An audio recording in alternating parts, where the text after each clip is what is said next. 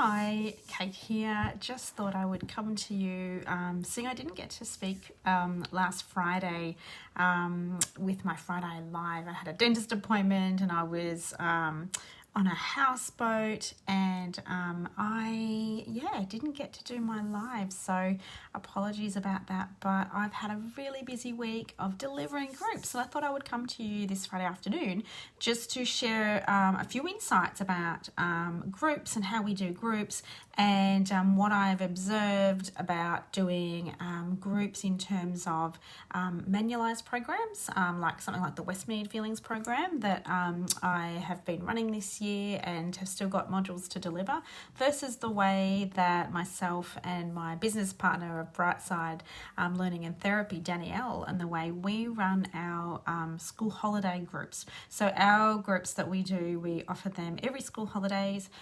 They run for 5 days and we have them 2 hours at a time.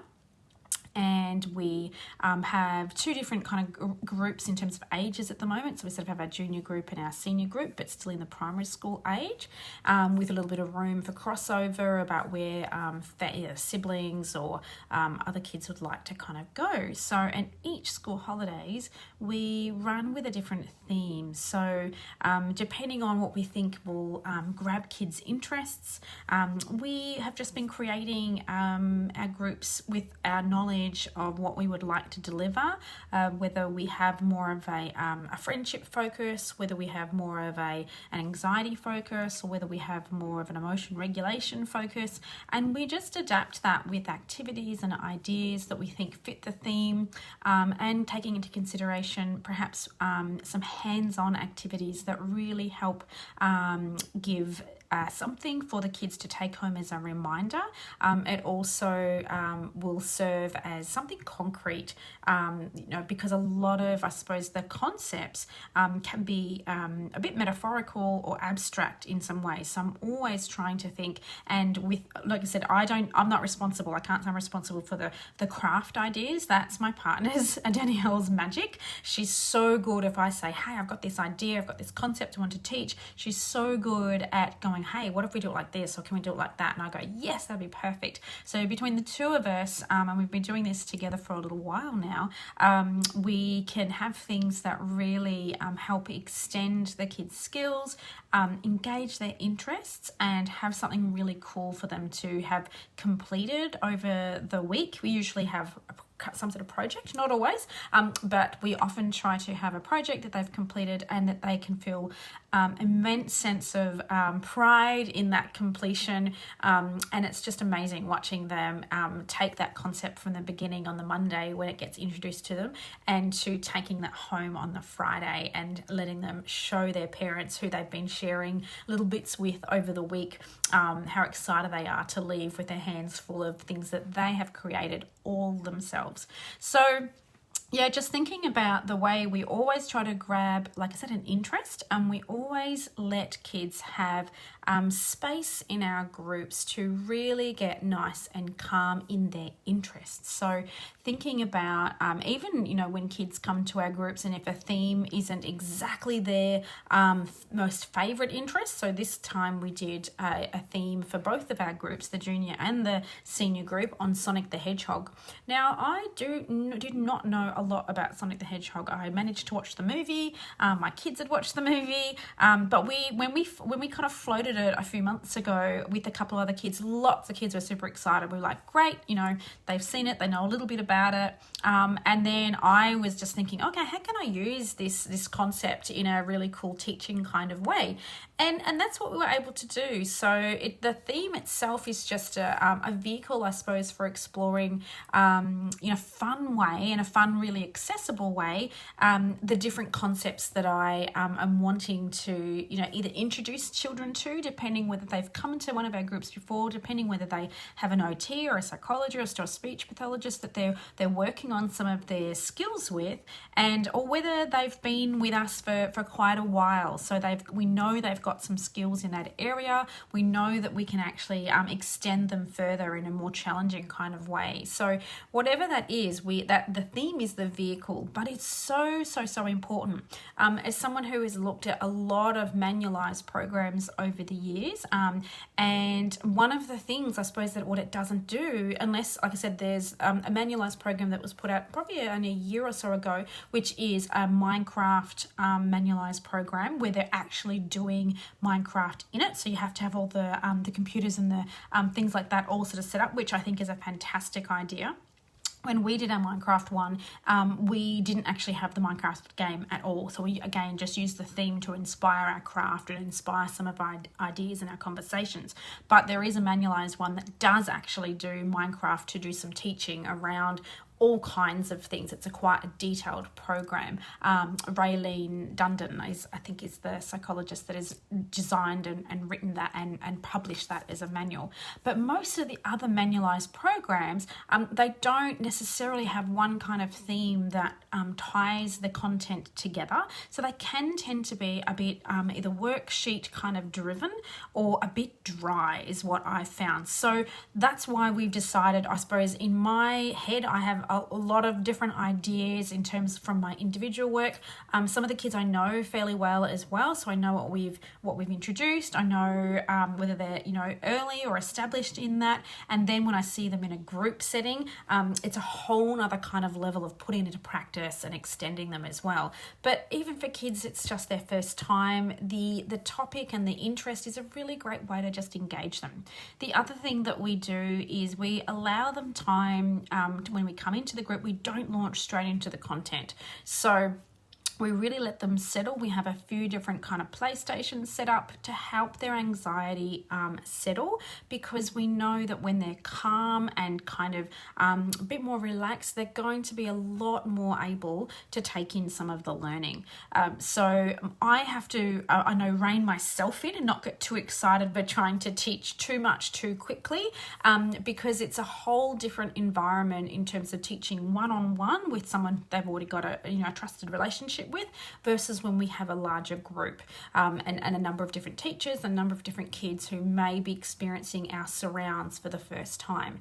So we can really tell the difference between those kids that really know the rhythm that we take. We move from different buildings or different rooms in our building for different content that we deliver, so they know that when we come to what we call the quiet room, that's where we're going to be having some discussions. It's also where we come back to do some wind down, relaxation and mindfulness at the very end before they leave to go to their parents. And then we have other activities, whether it's in the foyer where we do some games, or whether we're in the craft or the art room where they're doing some making. So you can really see the difference between those kids who are very familiar with the rhythm and when we are teaching the newer kids to our groups about what will be happening next. And I usually have visuals on slides and things to remind the kids about the pattern that is going to follow every single day. So you really see by Wednesday or Thursday or Friday, they aren't asking questions about what's happening next and when we're doing it. They kind of know that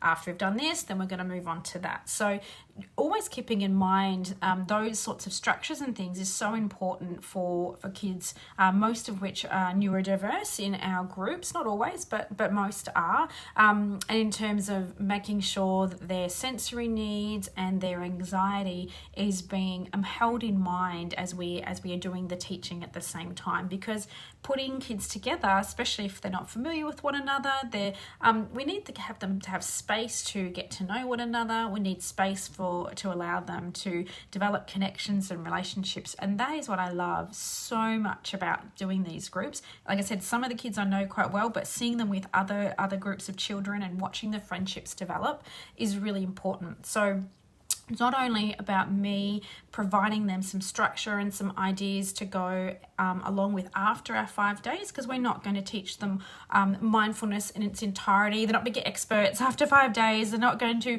have emotion regulation skills down pat after 5 days in one of our groups, but it's an introduction to. We want to have them going away having had lots of fun. We want them to go away having an experience of a safe, caring environment from myself and the people that work as leaders to the children's groups, and we want them to be thinking, I want to come back again. That this was a really good experience.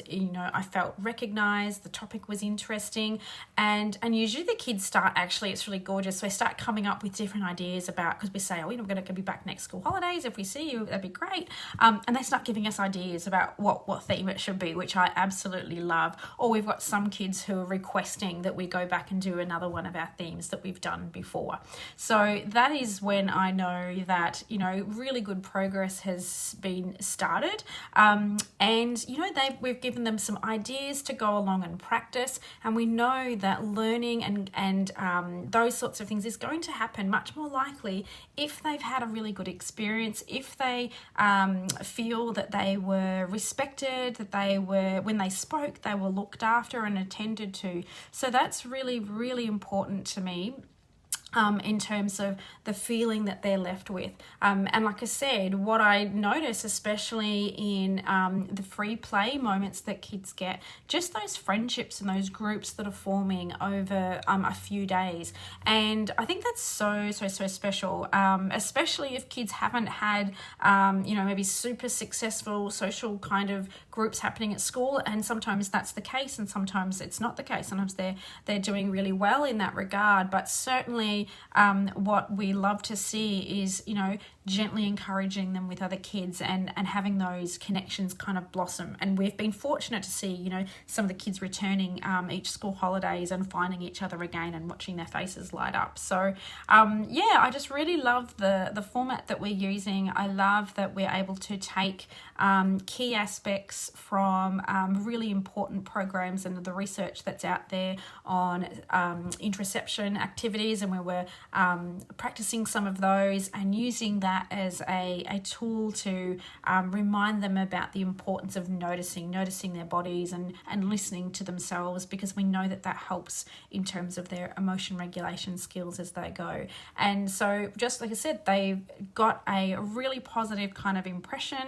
If they've had a really good time, that's going to be something they're going to want to come back and keep working on, or they're going to be able to take their things away and remember what they've done in a really positive way. So I love running these groups. It's always really good learning for me each time, and so I think each time we're making tweaks and changes and improving things, but also just, I think we have an overview of how we want it to go, but we're modeling flexibility as well. So when we don't have, if we run out of a piece of craft item, then we're modeling flexible thought and we're modeling problem solving and things like that. So it's not so structured that we're not giving them opportunities to do achievable problem solving in a very safe environment. So that's another really important part of what we're holding in mind for these kids as well. So a lot of them get very anxious when things don't work out, or if they have a picture in their head that they're really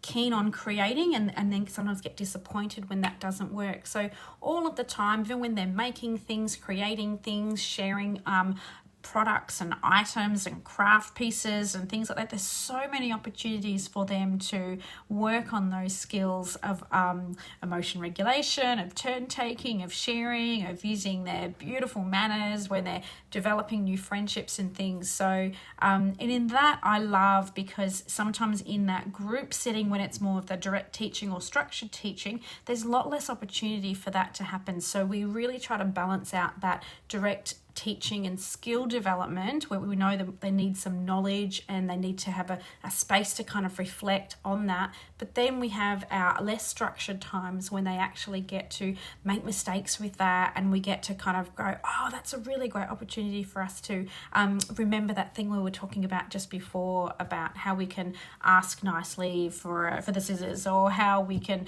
problem solve when two people want the same thing. So lots of opportunities for that. So just thought I would talk a little bit about how we do our groups and how much I think the kids are getting out of the 5 days together, and what a great time that I've been having, delivering these. So I think it's really important. It's really important for my skills as a psychologist as well, to be learning from the kids themselves and learning and listening to the parents as well about what have they said when they've gone home and things like that. So I love that kind of feedback, and we keep fine-tuning it and hopefully keep delivering a really, really important program for the kids. So that's all I wanted to say this afternoon. Like I said, in Victoria here, it's the end of the second week of the school holidays, so I'll be back to doing sort of my one-to-one work most of the week, and then we'll be delivering another module of our Westmead Feelings program, which is a structured kind of manualized program, but it's a really, really solid program as well. And then in our school holidays, we will be having another theme, and we'll be running these again. So anyway, that's all I wanted to say, and thank you for joining me live, and I'll talk to you next Friday. Bye.